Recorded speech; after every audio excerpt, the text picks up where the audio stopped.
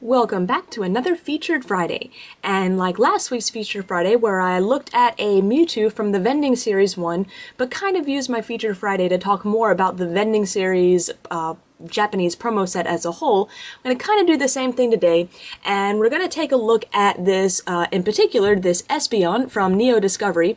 However, because it is missing the star in the bottom right-hand corner, this is actually not from the Japanese Neo Discovery set, or the Neo 2 set. This is not a card that you can pull from any booster pack. The only way you could get this particular card is from a Japanese Neo 2 file. I believe they were called premium files, and as far as I know, they made at least 3 of them for the first 3 sets. I don't know if they made a 4th for the Neo 4 set. However, it'd be cool if they did. The Neo 1 set is the most common. It's got, and that's what a lot of us are really familiar with Typhlosion, Feraligatr, and Meganium lines, and they come with the cool little collector's binder and all that stuff. It wasn't until I got a reverse Pichu from that is part of the premium file set that I actually learned that there was a Neo 2 set. So the Neo 2 set's a little unique in that it has kind of a combination of cards from the actual set, although they're different in that they are missing the rarity symbol in the corner, as well as some new cards that were not ever released in a Japanese set. So the cards that you could get just in the regular set without, the only difference being the rarity or the lack of rarity symbol, was Espeon, Umbreon, Eevee, Unknown E, N, and O. And they were just normal cards, no holofoil, no special effect or anything like that. And then they came out with the other 3 cards of the premium file set were Reverse Holo Charizard, Entei, and Pichu. And you've probably actually seen the Entei and the Pichu because we got them as English promos as part of the old Wizards of the Coast promo set.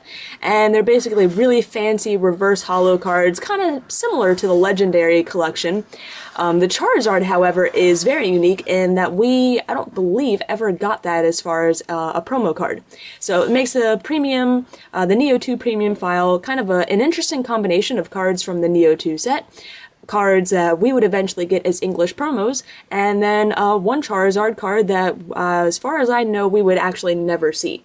So I thought I'd just kind of highlight some of the really cool aspects of, really, that's just a really cool part of collecting Japanese Pokemon cards, is that their promos are really way more extensive than their sets go. Our English promos are fairly straightforward.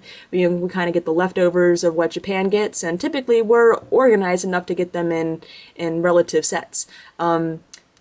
This card is a perfect example of just being difficult for a collector to track down. Like I said, the only difference in this card compared to the actual set card is the lack of the rarity symbol. But I was able to trade for the entire set. Maybe later on down the line I'll track one of the actual files down on eBay and have the nice little collector's binder that comes with it as well. But for now, I'm just going to go ahead and sleeve these up with the rest of the set and have a complete Neo 2 premium file. So thanks everyone for watching, and stay tuned for next week's Feature Friday.